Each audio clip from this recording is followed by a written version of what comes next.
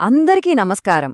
రాబోయే ఖరీఫ్ సీజన్ను శాసించబోయే కీలక పరిణామాలను డీకోడ్ చేసే వీక్లీ అగ్రికల్చరల్ అప్డేట్స్ అనగా వారపు వ్యవసాయ ముఖ్యాంశాల నివేదిక వివరణాత్మక విశ్లేషణకు స్వాగతం.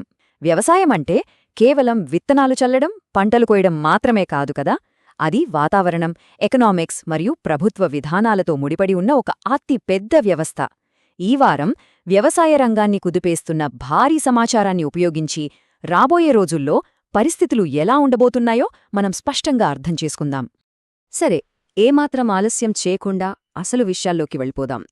ఈరోజు మన విశ్లేషణలో దేశవ్యాప్తంగా వాతావరణ పరిస్థితులు, పంటల ట్రెండ్స్, మార్కెట్ లెక్కలు, రైతులపై పడుతున్న ప్రభావాలు, అలాగే క్షేత్రస్థాయిలో రైతులకు పనికొచ్చే ఆచరణాత్మకమైన భవిష్యత్ అంచనాల గురించి ఒకేసారి చూసేద్దాం. మొదటి విభాగం వాతావరణ పరిస్థితులు మరియు ముఖ్యాంశాలు. అసలు ఆకాశంలో జరుగుతున్న వింత మార్పులు భూమిపై వ్యవసాయాన్ని ఎలా శాసిస్తున్నాయో చూద్దాం. 92%. ఇది కేవలం ఒక నంబర్ మాత్రమే కాదు. ఐఎండీ అంచనాల ప్రకారం ఈ 2026 నైరుతి ఋతుపవనాల్లో మనం చూడబోయే వర్షపాతం ఇది. అంటే సగటు కన్నా చాలా తక్కువే. దీనికి ప్రధాన కారణం ఎల్ నీనో ప్రభావం. రాబోయే రోజుల్లో దేశంలోని కీలకమైన వ్యవసాయ ప్రాంతాలలో ఎండలు దంచికొట్టబోతున్నాయని ఈ ఒక్క అంకె మనకు స్పష్టంగా చెబుతోంది. అయితే ఇక్కడే అస్సలైన ట్విస్ట్ ఉంది. +79%. ఒక పక్క వానలు పడవు అంటుంటే మే నెల ప్రారంభంలోనే ఎవ్వరూ ఊహించని విధంగా సాధారణం కంటే 79% ఎక్కువ వర్షాలు పడ్డాయి. ఒక విధంగా చెప్పాలంటే ఇదొక అతిపెద్ద వాతావరణ వైరుధ్యం కదా. మరి వాతావరణ హెచ్చుతగ్గుల వల్ల అసలు రిస్క్ ఎక్కడుందంటే మే నెలలో ముందస్తు వర్షాలతో పాటే 45 డిగ్రీల భయంకరమైన వడగాల్పులు వణికిస్తున్నాయి. పోనీ జూన్లో ఋతుపవనాలు కరెక్ట్ టైంకే వస్తాయనుకున్నా అసలు సమస్య అంతా జులై ఆగస్ట్ నెలల్లోనే రాబోతోంది. ఎల్నినో కారణంగా వానలు పడక డ్రై స్పెల్స్ ఏర్పడితే ఖరీఫ్ పంటలకు అత్యంత కీలకమైన పూతదశలో తీవ్ర నష్టం వాటిల్లే ప్రమాదముంది. ముఖ్యంగా మన మధ్య మరియు వాయువ్య భారతదేశంలో ఈ ముప్పు చాలా స్పష్టంగా కనిపిస్తోంది. రెండవ విభాగం పంటలు మరియు ప్రాంతాలు.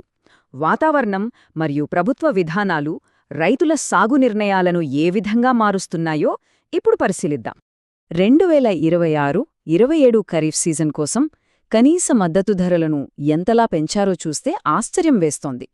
పొద్దుతిరుగుడు విత్తనాలపై క్వింటాలకు ₹622, పత్తిపై ₹557, సోయాబీన్పై ₹380 పెంచారు. సంప్రదాయ ధాన్యాలకు బదులుగా నూనె గింజలు, పప్పు దినుసుల వైపు రైతులను ఎలాగైనా మళ్లించాలన్న ప్రభుత్వ వ్యూహం ఇందులో మనకు కళ్లకు కట్టినట్లు కనిపిస్తోంది. దీని ఫలితం క్షేత్రస్థాయిలో అప్పుడే కనిపిస్తోంది కూడా. ఈ ఏడాది వేసవి వరి సాగు ఏకంగా 2.5 లక్షల హెక్టార్ల మేర పడిపోయింది. అదే సమయంలో పప్పు దినుసులు, చిరుధాన్యాల సాగు అమాంతం పెరిగింది. నీటి కష్టాలు, పెరిగిపోతున్న సాగు ఖర్చుల వల్ల వరిలాంటి భారీ పంటల నుండి రైతులు సైలెంట్గా ఎలా పక్కకు జరుగుతున్నారో చెప్పడానికి ఇంతకంటే పెద్ద ఉదాహరణ ఏముంటుంది. ఇక దీనిని ఖచ్చితంగా గోధుమల వైరుధ్యం అనే అనాలి. ఎందుకంటారా? రికార్డు స్థాయిలో 120 మిలియన్ టన్నుల గోధుమలు పండాయి. భలే ఉంది కదా. కానీ మార్కెట్లో పరిస్థితి చూస్తే మండిలలో గోధుమ ధరలు కనీస మద్దతు ధర అయిన ₹2,585 దగ్గరే లేదా అంతకంటే తక్కువగా పలుకుతున్నాయి. దీనివల్ల తప్పనిసరి పరిస్థితుల్లో రైతులు నష్టాలకు అమ్ముకుంటున్నారు.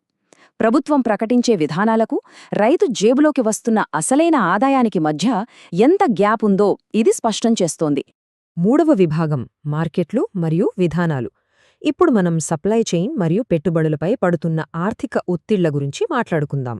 ఖరీఫ్ సీజన్కు అవసరమైన ఎరువుల్లో 51% ఇప్పటికే మన గోదాముల్లో సిద్ధంగా ఉన్నాయని ప్రభుత్వం భరోసా ఇస్తోంది.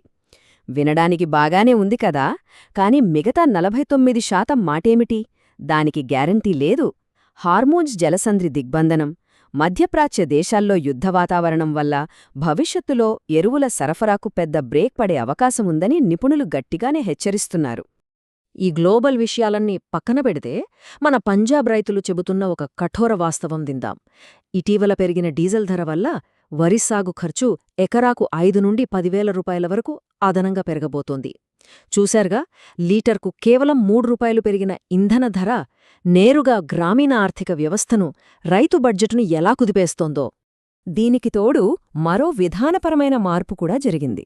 2026 సెప్టెంబర్ 30 వరకు దాదాపు అన్ని రకాల చక్కెర ఎగుమతులపై ప్రభుత్వం నిషేధం విధించింది. దేశీయంగా చెరకు ఉత్పత్తి తగ్గిపోవడం, రేట్లు పెరిగిపోతాయనే భయంతో ఈ నిర్ణయం తీసుకున్నారు. కాని దీనివల్ల ప్రపంచవ్యాప్తంగా చక్కెర దొరకని పరిస్థితి ఏర్పడింది. 4వ విభాగం వ్యవస్థలు మరియు రైతులు.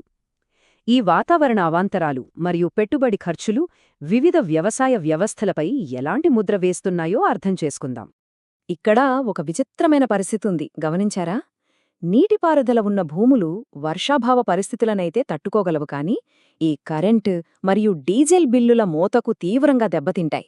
మరోవైపు వర్షాధార ప్రాంతాలకు ఈ పంపుల ఖర్చుల బాధ ఉండదు కాని ఎల్నినో దెబ్బకు వానలు పడకపోతే ఏకంగా దిగుబడే దారుణంగా పడిపోతుంది. అంటే ఒక రకంగా మన రైతులు ఇటు ఎకనామిక్స్తోనూ అటు వాతావరణంతోనూ ఒకేసారి యుద్ధం చేస్తున్నారన్నమాట. మరి ఇన్ని ఒత్తిడుల మధ్య క్షేత్రస్థాయిలో చాలా పెద్ద మార్పులే జరుగుతున్నాయి. ఒక పక్క భూగర్భ జలాలు అడుగంటుతుండటంతో వరికి బదులు మొక్కజొన్న వేస్తే ఎకరాకు 7,000 ఇస్తామని పంజాబ్ ప్రభుత్వం చెప్తోంది. అలాగే ఎండల తీవ్రత గంగా సింధు ప్రాంతానికి ఒక శాశ్వత ముప్పులా మారుతోంది. వీటన్నింటి మధ్య పెరగని పంట ధరలకు, పెరిగిపోతున్న ఖర్చులకు మధ్య మన సన్నకారు రైతులు మాత్రం తీవ్రంగా నలిగిపోతున్నారు.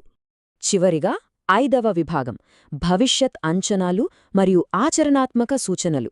మరి ఈ సమస్యలన్నింటినీ దాటి ముందుకు వెళ్లాలంటే రాబోయే 4 నుండి 8 వారాల్లో మనం ఏం చేయాలి?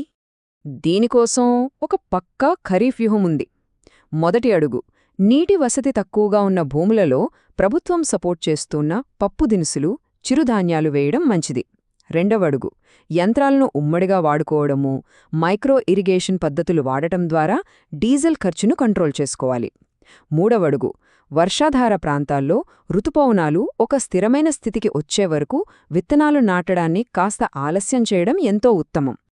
ఇక వ్యవసాయ నిపుణులకు, అగ్రి స్టార్టప్స్కు కూడా కొన్ని స్పష్టమైన సిగ్నల్స్ ఉన్నాయి. ఉష్ణోగ్రతలు, నేలలో తేమ శాతం గురించి ఎప్పటికప్పుడు రైతులకు అలర్ట్స్ పంపాలి. ఎల్ నినో ఎఫెక్ట్ను ఎదుర్కోవటానికి జిల్లా స్థాయిలో బ్యాకప్ పంటల ప్రణాళికలు సిద్ధం చేయాలి. వాతావరణ అంచనాలను, ఇంధన ధరలను కలిపి రిస్కును ముందే పసగట్టే డాష్బోర్డులు తయారు చేయాలి. ఇలాంటి వాతావరణ డేటా ఆధారంగా పనిచేసే కొత్త రకం బీమా, రుణ ఉత్పత్తులు తీసుకురావడం ఇప్పుడు ఎంతో అవసరం. ఇవన్నీ చూశాక ఈ వివరణాత్మక విశ్లేషణను ముగించే ముందు మనల్ని మనమడగాల్సిన ఒక ముఖ్యమైన, ఆలోచింపజేసే ప్రశ్న ఉంది. వాతావరణం ఒకవైపు, పెట్టుబడి ఖర్చులు మరోవైపు ఒకేసారి దండెత్తుతున్న ఈ తరుణంలో మన వ్యవసాయ వ్యూహం ఈ దాడులన్నింటినీ తట్టుకుని నిలబడేంత బలంగా ఉందా? లేక కేవలం అదృష్టంపై ఆధారపడి ఉందా? ఆలోచించండి. ఈ విశ్లేషణ మీకు మరింత మెరుగైన నిర్ణయాలు తీసుకోవడానికి ఉపయోగపడుతుందని ఆశిస్తూ మరో ఆసక్తికరమైన అంశంతో మళ్ళీ కలుద్దాం. అంతవరకు సెలవు.